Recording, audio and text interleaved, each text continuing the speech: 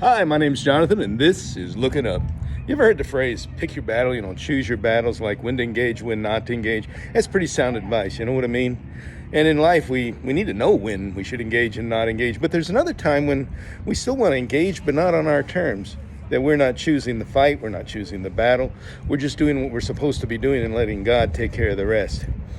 I don't know if you've ever experienced that or not, but in the story of David and Goliath, David says to Goliath, God's going to fight this battle.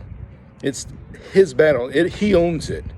So if you feel like you own personal investment in the battle and that the outcome of it, then you own it and it's your responsibility. But if God calls you to it, it's his responsibility and he'll follow through on that. And sometimes we forget that.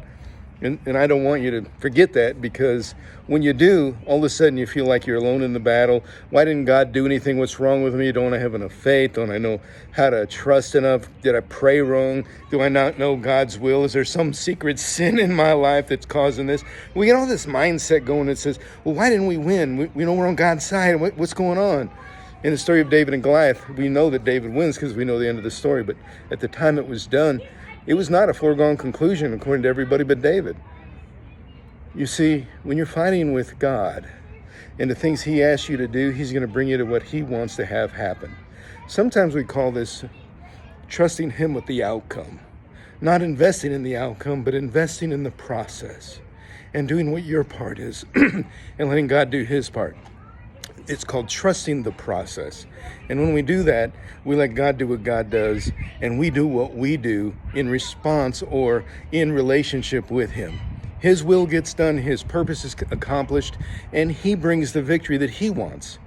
And so when we trust the outcome to God, whatever the outcome is, we know that it was his outcome, no matter whether we think it was the right one or the wrong one.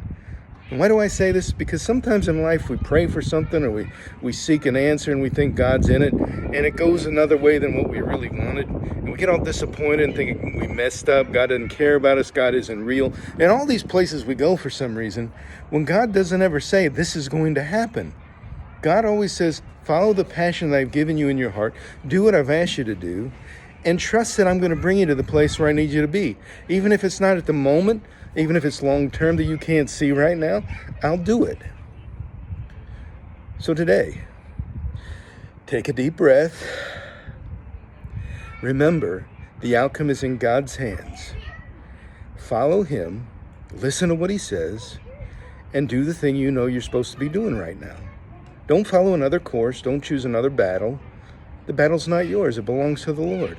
So don't pick your battles. Choose your Lord and follow him. Look up. Your redemption draws nigh. And don't you know, there's a whole lot more to be seen when you're looking up. So get to it.